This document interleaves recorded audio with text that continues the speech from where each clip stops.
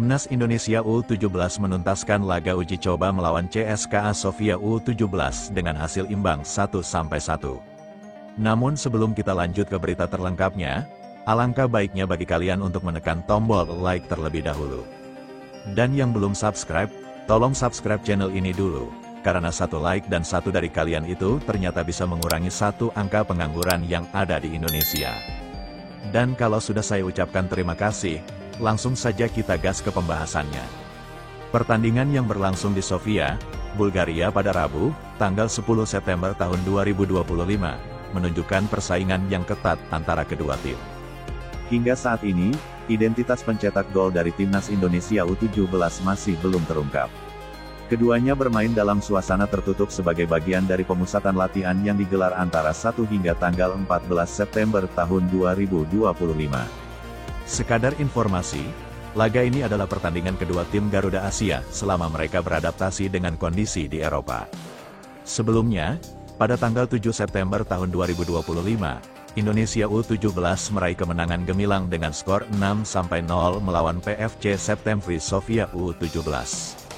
Tambahan 3 poin dari kemenangan tersebut tentunya menjadi modal positif sebelum menghadapi CSKA Sofia, meskipun hasil imbang kali ini tak kalah penting dalam menambah pengalaman tim.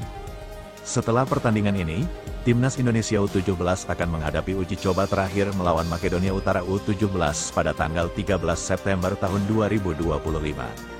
Laga tersebut dijadwalkan berlangsung pada pukul 21.30 waktu Indonesia Barat dan diharapkan dapat menjadi kesempatan bagi pemain untuk menunjukkan kemajuan yang diperoleh selama pemusatan latihan.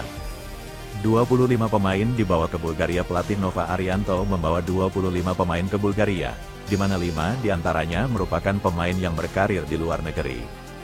Mike Rajasa dari FC Utrecht, Lucas Lee dari Ballistic United, Keizar Jacob dari Sydney FC, Noah Pohan yang bermain di NAC Breda, dan Nicholas Indra Mejosun dari Rosenborg menjadi andalan tim.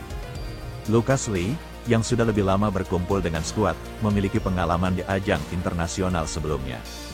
Sedangkan Keizar dan Noah juga telah memiliki jam terbang dalam turnamen Piala Kemerdekaan 2025. Di sisi lain, Matthew Baker, salah satu bintang muda Indonesia, belum dapat bergabung karena tuntutan klubnya di Melbourne 2. Karenanya, ada harapan bahwa ia bisa turut memperkuat timnas saat pemusatan latihan dilanjutkan di Uni Emirat Arab. Persiapan menjelang Piala Dunia U17 2025. Pemusatan latihan ini tidak hanya bertujuan untuk meningkatkan performa, tetapi juga sebagai persiapan menjelang Piala Dunia U17 2025 yang akan digelar di Qatar pada 3-27 November tahun 2025. Indonesia berada di grup H, bersama dengan Brasil, Zambia, dan Honduras. Target yang diusung adalah lolos dari fase grup untuk melanjutkan langkah ke-32 besar. Dari catatan yang ada, Timnas Indonesia U17 sebelumnya gagal melaju dari fase grup Piala Dunia U17 2023. Oleh karena itu, hasil yang lebih baik di turnamen kali ini sangat diharapkan, selain juara dan runner-up grup.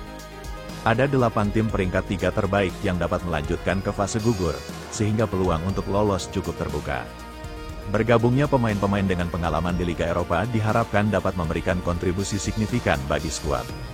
Adanya variasi gaya bermain dan pengalaman yang dibawa mereka diharapkan bisa meningkatkan daya saing Timnas Indonesia U17 di pentas dunia.